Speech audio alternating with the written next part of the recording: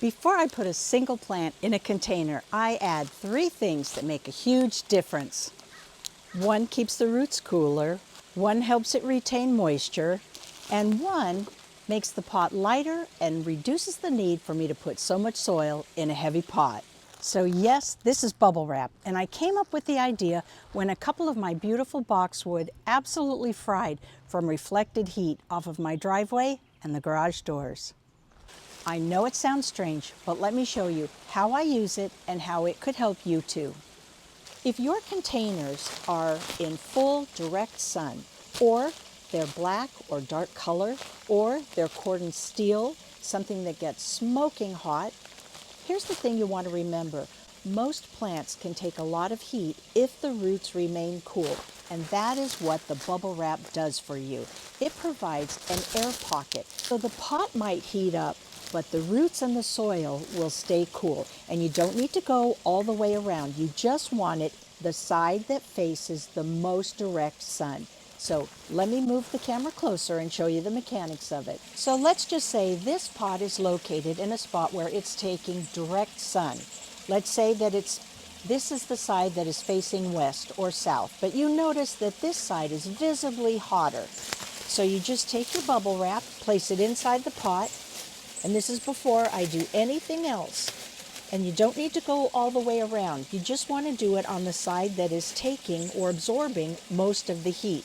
And once I put soil in here, I'm going to trim this down so that I can't see it. And it won't be poking through any kind of mulch. So that's all you need to do to keep the roots cool. It makes a huge difference. Number 2. Every garden has at least 1 or 2 pots that are hard to get to. So this little hack is one of my favorites, and it has become a game changer. So let me show you what I do. I'm talking about the water storing crystals.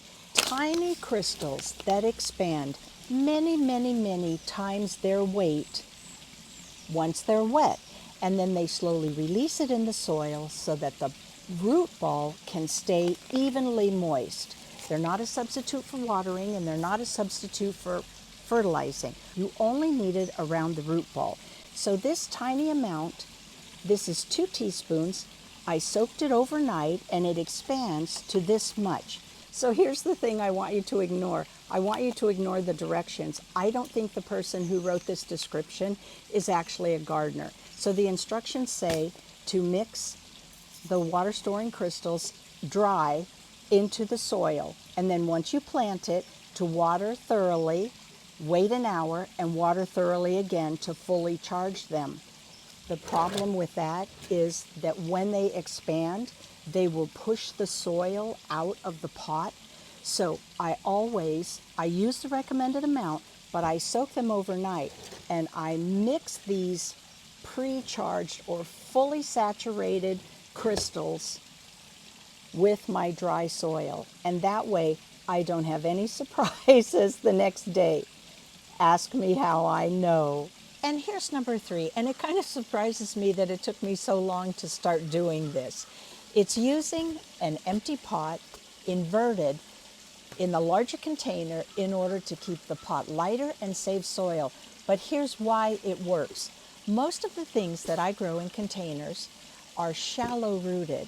Camellias, azaleas, boxwood, rhododendrons, azaleas, all of those things have fibrous root systems. They don't have a taproot the way a tree would. So most of those fibrous root systems are 12 to 18 inches. So for me to put it in a pot like this, it only needs the top half of the pot. That's 12 inches right there. 18 inches would be right there at the most. So by placing an empty pot upside down in the bottom before the soil, it just gives me that much less soil that I have to use, and it keeps it just that much lighter. So when you don't want to use this trick would be if you're going to plant a tree. My Japanese maple in the big pot, trees have a big taproot. You're going to want every inch of soil so that that tree can stay in this pot for a very long time. And if you don't happen to have empty nursery pots laying around, there have been times where I've used styrofoam cubes in order to recycle them, but you could be creative. Anything that won't break down and won't add extra weight. So that's it in a nutshell.